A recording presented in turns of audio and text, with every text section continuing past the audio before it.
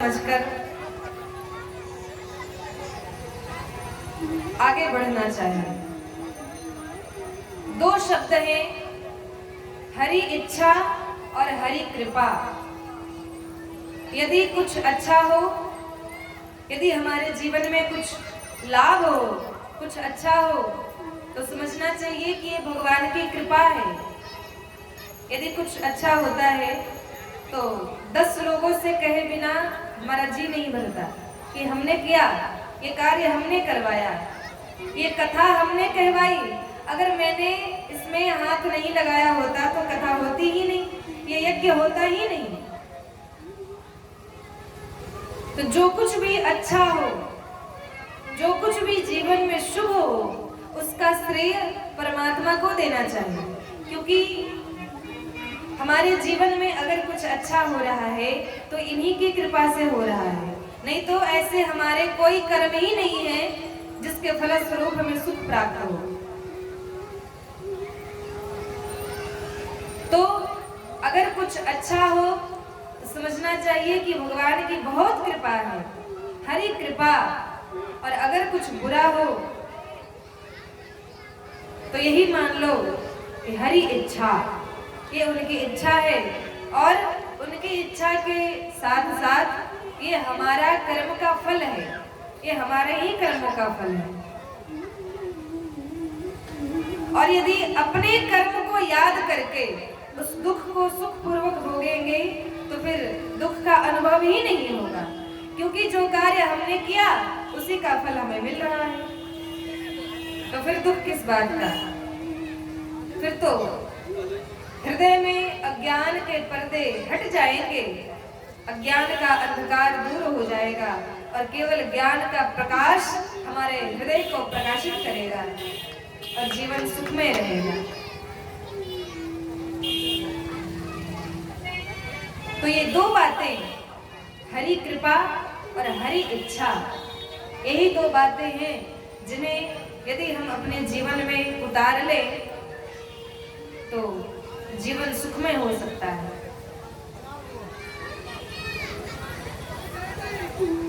एक बार मैं कहीं कथा में गई थी तो किसी व्यक्ति ने मुझसे कहा कि हम लोग कहीं भी जाते हैं या तो 7 दिन के लिए या तो 9 दिन के लिए, कहीं भी कथा होती है या तो 7 दिन की या 9 दिन की। तो उन्होंने कहा कि हमारे गुरुदेव ने यही सिखाया था कि कहीं भी जाओ, कहीं पर सम्मान होता है, कहीं पर अपमान होता है, कहीं खूब बढ़िया माल पुए खिलाए जाते हैं और कहीं आधे आधे दिन तक भूखे ही रहना पड़ता है। तो कहीं भी जाएं, चाहे सुख से रहें या दुख से रहें, मन में यही सोचे कि चलो 7 ही दिन तो रहना है। अगर दुख हो रहा है तो 8वें दिन सुख मिलेगा, और यदि सुख मिल रहा है तो भी यही सोचें कि 7 ही दिन तो मिलना है, इसके बाद तो हमारा वही काम शुरू होगा। इससे क्या होगा? कहा इससे अभिमान नहीं आएगा और इससे हमें दुख की अनुभूति नहीं होगी। तो उन सज्जन की बात मुझे बहुत अच्छी लगी और मैंने उसे जीवन में अपनाया और अपना कर देखा तो सच में लाभ मिला। बहुत लोग पूछते हैं कि भजन करने से क्या पेट भर जाएगा, कथा कहने से क्या जीवन चल जाएगा, भगवान का भजन ही करते रहेंगे तो पेट में अन्न कैसे जाएगा। और आजकल तो सब लोग आधुनिकता की ओर दौड़ रहे हैं, मॉडर्न बनना चाहते हैं, 2 अक्षर इंग्लिश पढ़कर खुद को जेंटलमैन समझते हैं। और वही लोग ऐसा प्रश्न करते हैं कि क्या भजन करने से हमारा पेट भर जाएगा? तो ध्यान से सुने, हम जिनका भजन करते हैं वो किसी 20-40 बीघा जमीन का मालिक नहीं, किसी देश का राजा नहीं, वो पूरे त्रिलोकी का नायक है, वो पूरे ब्रह्मांड का मालिक है। वो तो सबका पेट भरता है, फिर वो हमारा पेट क्यों नहीं भरेगा? और तुम जो कहते हो कि भजन करने से तुम्हारा पेट भर जाएगा, तुम्हारा पेट कौन भरता है?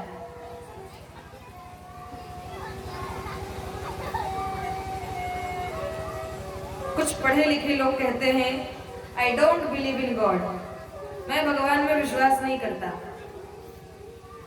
लेकिन प्रत्यक्ष अप्रत्यक्ष रूप से सब भगवान को मानते हैं। आप मानो या मत मानो, लेकिन आप भी मानते हो।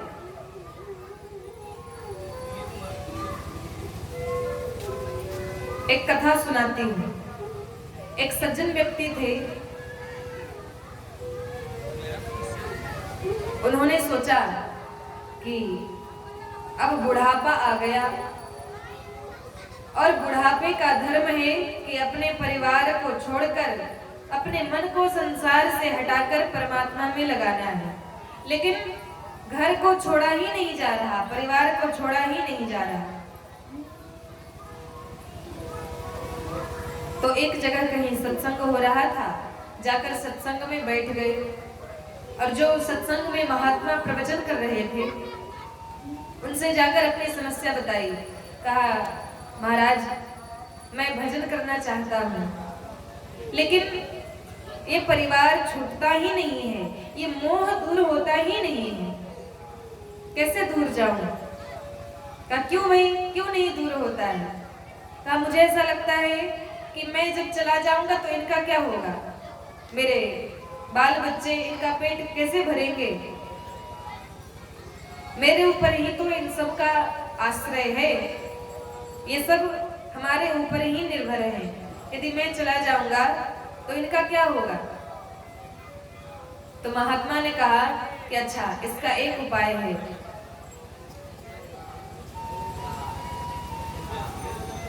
आप हमारे साथ चलिए और मैं जो कहूंगा वो आपको करना है। कहा मैं इसके लिए कुछ भी कर सकता हूं। कहा तो सुनिए। महात्मा को ले गए और बहुत दूर, उनके घर से, गांव से, उनके राज्य से भी दूर ले गए और साल भर तक अपने पास रखा। और इधर उसके परिवार को जब पता चला कि वो गया सो आया ही नहीं, तो अब तक पिता पर निर्भर थे, अब कुछ काम करने लगे। एक दिन उसका बड़ा बेटा जंगल में लकड़ी काट रहा था। लकड़ी को बेचकर उससे जो धन मिलता उससे अपना पेट भरता।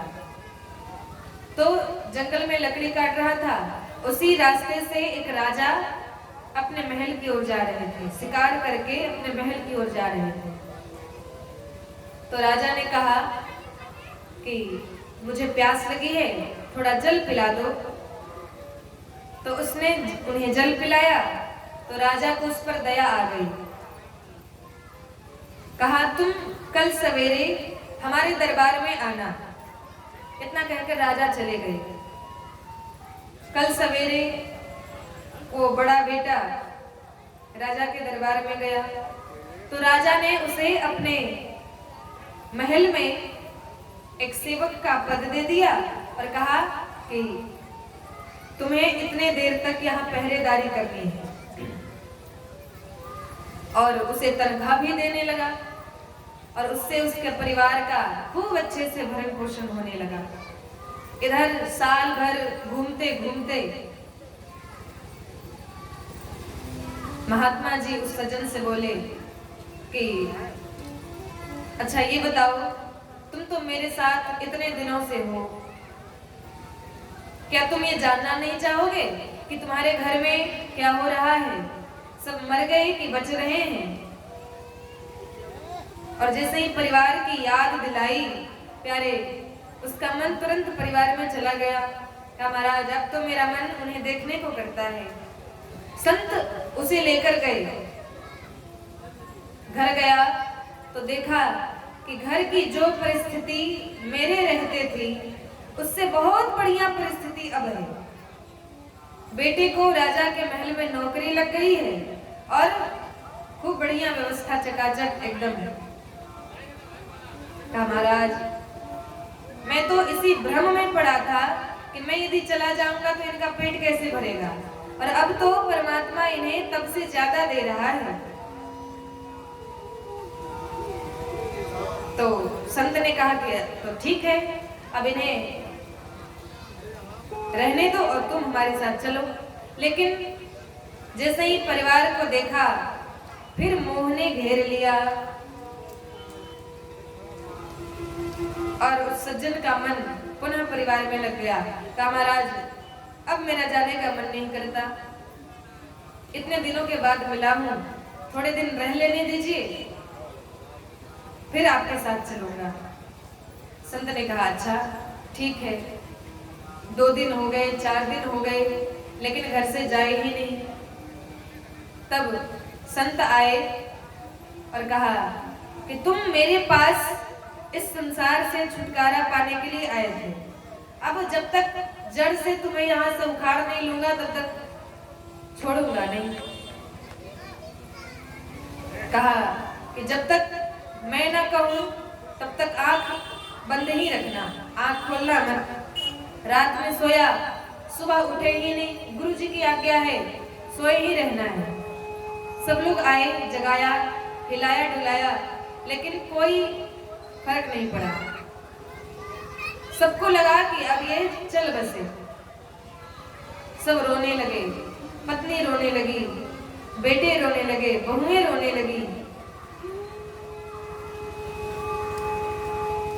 तो संत ने कहा कि देखो भैया, अगर तुम सब इससे इतना ही प्यार करते हो तो मेरे पास इसे जिंदा करने का एक उपाय है।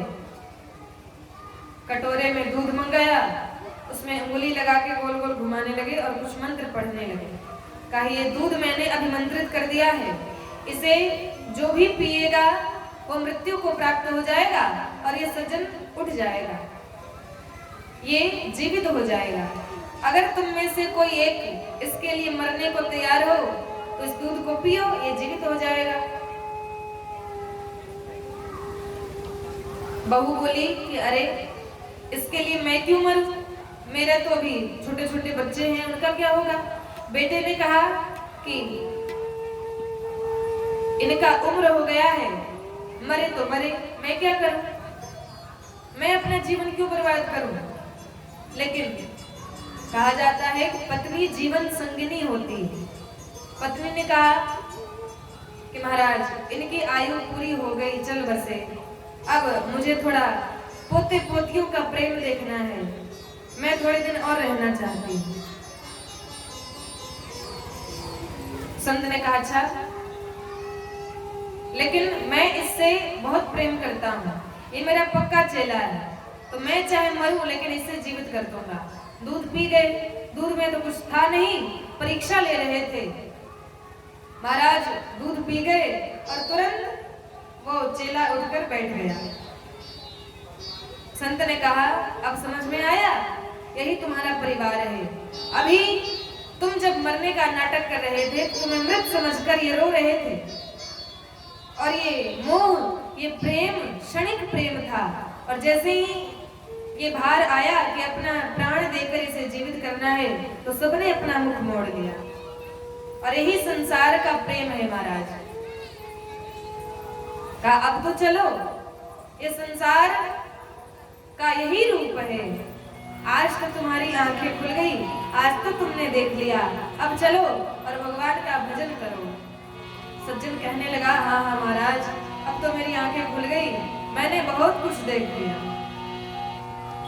देख लिया संसार हमने, देख लिया, देख लिया संसार हमने, देख लिया, देख लिया संसार हमने,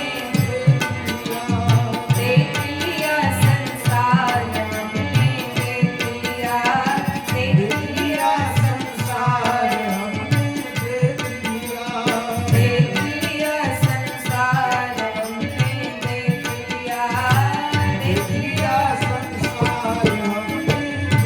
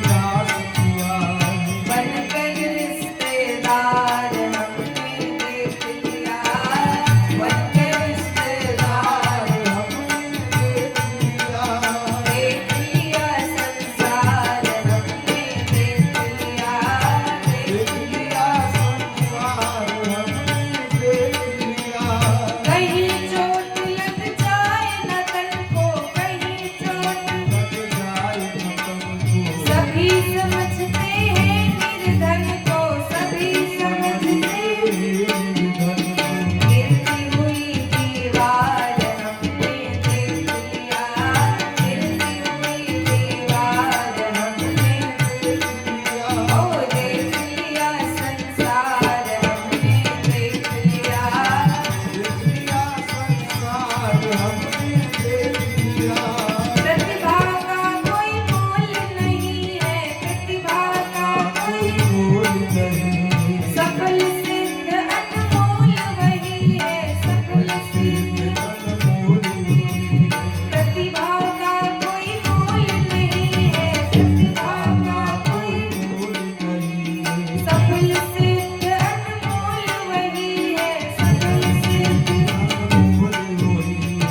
इसका प्रबल प्रचार हमने देख लिया,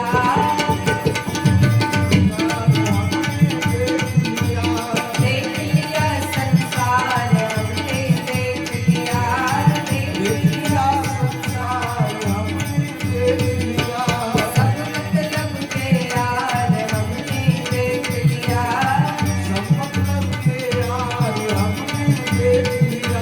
सरल संत का मूल न आके, सरल संत का मूल न आके, सरल संत का कुटिलों के दरवाजे झांके, कुटिलों के दरवाजे झांके, कुटिलों के हो जाए दीदार हमने देख लिया, हो जाए दीदार देख लिया संसार हमने देख लिया, देख लिया सब मतलब के यार हमने देख लिया, संतों का उपदेश यही है, संतों का उपदेश यही है, संतों महामंत्र राजेश यही है, महामंत्र राजेश यही है, हरि सुमिरन है सार हमने देख लिया, हरि सुमिरन है सार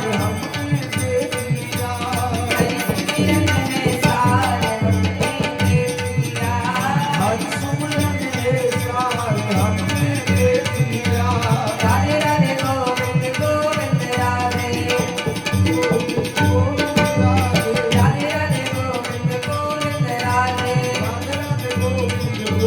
राधे, राधे राधे गोविंद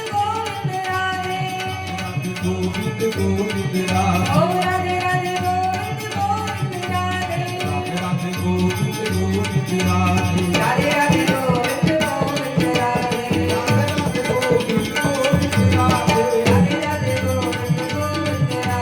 राधे राधे गोविंद गोविंद राधे, राधे राधे गोविंद गोविंद राधे। सरल संत का मूल्य न आके, कुटिलों के दरवाजे झांके। आज हमारी ये विचारधारा हो गई है कि कहीं सत्संग हो, कथा हो, कोई संत पधारे हो, वहां जाकर उनका दर्शन आशीर्वचन प्राप्त नहीं करना, लेकिन दूसरे के घर में जाकर और एक दूसरे की शिकायत, एक दूसरे की प्रशंसा करना, इसमें हम ज्यादा अपना प्रेम दिखाते हैं, इसमें ज्यादा हम आसक्ति दिखाते हैं। तो जो प्रभु एक छोटे से जीव का भार उठा सकता है, एक बार शिवाजी अपने गुरुजी से बोले कि गुरुदेव अगर मेरे वश में होता तो मैं इस दुनिया में किसी को रोने ही नहीं देता, किसी को भूखा ही रहने नहीं देता। अगर मेरे वश में होता तो मैं इस दुनिया में किसी को भूखा नहीं रहने देता। और जब ये बात अपने गुरुजी से कह रहे थे, वहां पर एक चट्टान पड़ा था, उस पर अपने तलवार को की धार को तेज कर रहे थे। गुरुजी ने कहा कि इस पत्थर को फोड़ो। जब पत्थर को फोड़ा, उसमें से एक छोटा सा मेढक निकल के भागा। ये बताइए कि इस पत्थर के अंदर इस मेढक को कौन भोजन दे रहा था? इस पत्थर के अंदर ये कैसे जीवित था? हम ये सोचते हैं कि हम ये कार्य करते हैं, मेरे द्वारा ये कार्य हो रहे हैं, अगर मैं नहीं होता तो ये काम होता ही नहीं। हम तो बस निमित्त मात्र हैं, करने वाला करवाने वाला सब भगवान है। करणम कारणम करता विकर्ता गहनो गुहा। करने वाले भी वही, करवाने वाले भी वही। तो प्यारे, हम सब जिस भागवत की कथा श्रवण पान कर रहे हैं, इस भागवत का प्रारंभ, इसकी रचना महर्षि वेदव्यास जी ने की। इस भागवत में 12 स्कंद और 18,000 श्लोक हैं।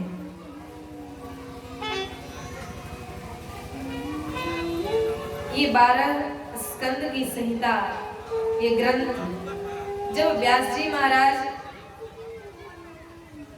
वेदों को 4 भागों में बांटा,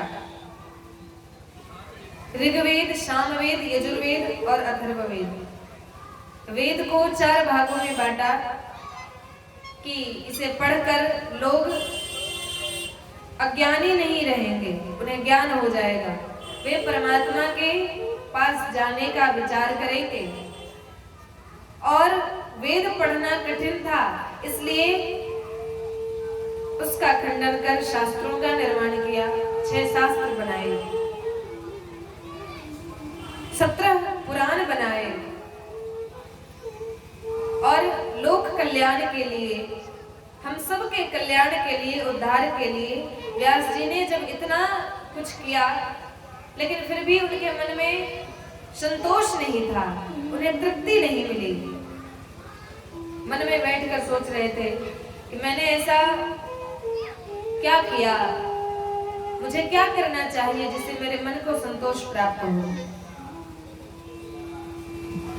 तभी नारद जी महाराज आए और नारद जी ने व्यास जी से कहा, महाराज आपने शास्त्रों की, पुराणों की रचना की, लेकिन अभी तक आपने गोविंद के, माधव के नाम का गुणगान नहीं किया, उनके नाम रूप लीला धाम आदि का वर्णन नहीं किया।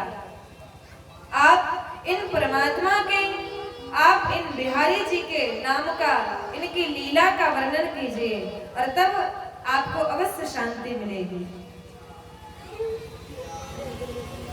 उनके कथनानुसार व्यास जी महाराज ये 18,000 श्लोक की संहिता भागवत की रचना करते हैं। लेकिन जब संहिता तैयार हो गई, भागवत की रचना हो गई, तब सोचे कि अब इसे दूं किसे, अब इसे किसे पढ़ाऊं, इसका अधिकारी कौन है।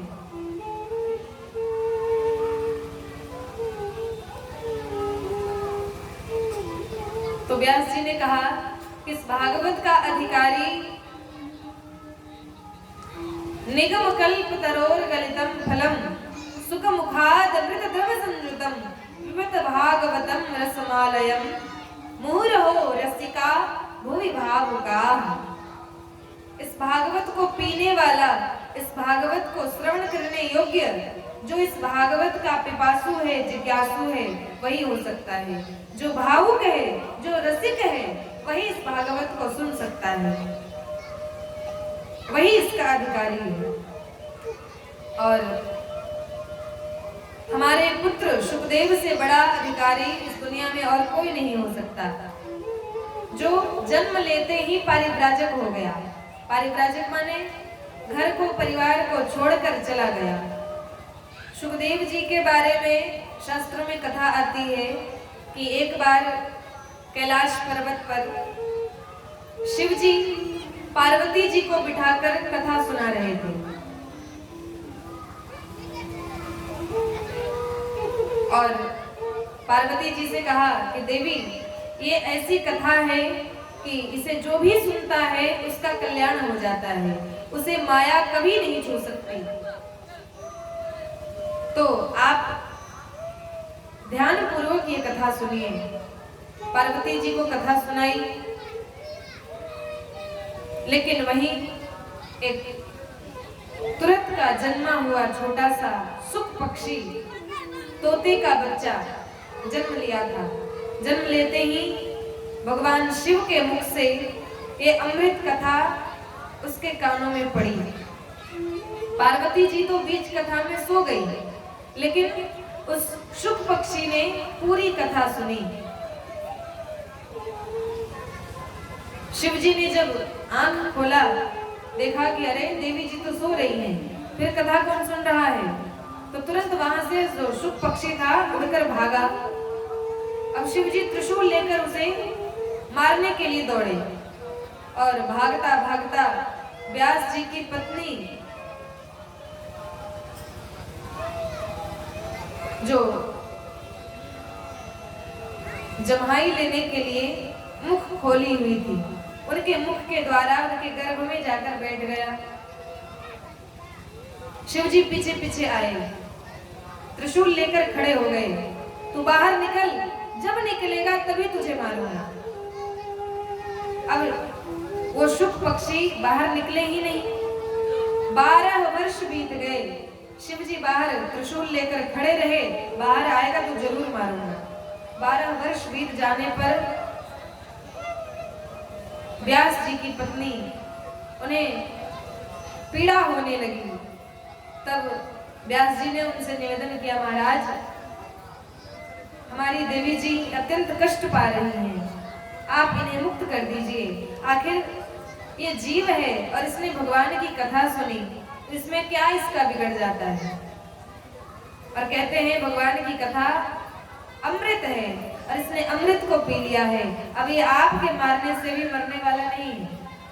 तो शिव जी वहां से चले गए। व्यास जी ने उस सुख पक्षी से निवेदन किया कि अब तो बाहर आ जाओ। शिव जी चले गए। उसने कहा नहीं नहीं, मैं बाहर नहीं आऊंगा। कहा क्यों? कहा बाहर भगवान की माया है और ये माया बाहर आते ही हमें अपने चक्कर में फंसा लेगी, तो मैं तो बाहर आने वाला नहीं। अगर भगवान स्वयं आकर यह कहें कि मेरी माया तुझे नहीं सताएगी, तभी मैं बाहर आऊंगा, नहीं तो मैं यही ठीक हूं। तब व्यास जी ने भगवान से निवेदन किया। भगवान स्वयं आए और उन्होंने कहा कि तुम्हें मेरी माया का कोई प्रभाव नहीं पड़ेगा। तब वह सुख पक्षी बाहर निकला और तरुण अवस्था में, किशोर अवस्था में बाहर आया और बाहर आते ही अपने माता पिता को देखा भी नहीं और जंगल की ओर चले गए। व्यास जी महाराज को मोह हो गया, आसक्ति हो गई। उन्हें पुत्र मानकर हे पुत्र कहकर उनके पीछे पीछे दौड़ने लगे, लेकिन सुखदेव जी ने उनकी तरफ देखा भी नहीं और जंगल में जाकर कहीं गुफा में छुपकर और निर्गुण ब्रह्म का ध्यान करने लगे।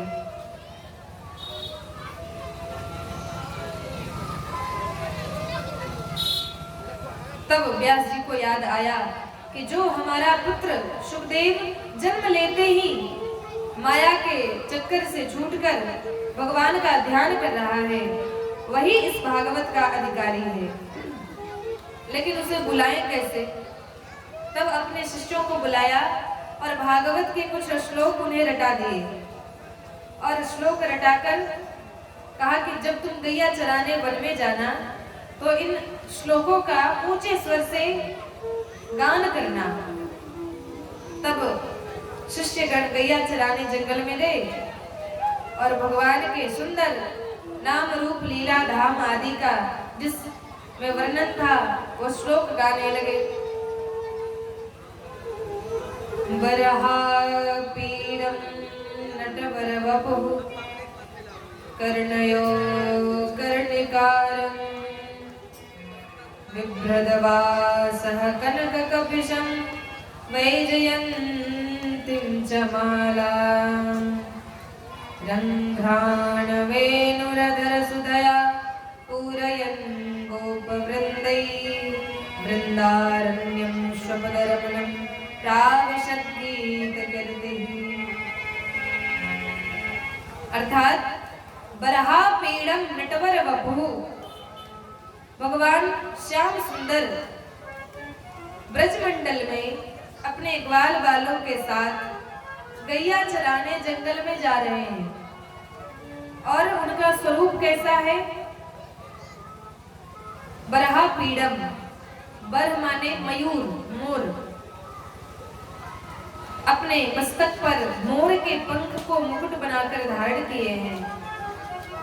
नटवर वपु, वपु माने शरीर। उनका शरीर नटवर की तरह है, टेढ़ा टेढ़ा है। कर्णयो कर्णिका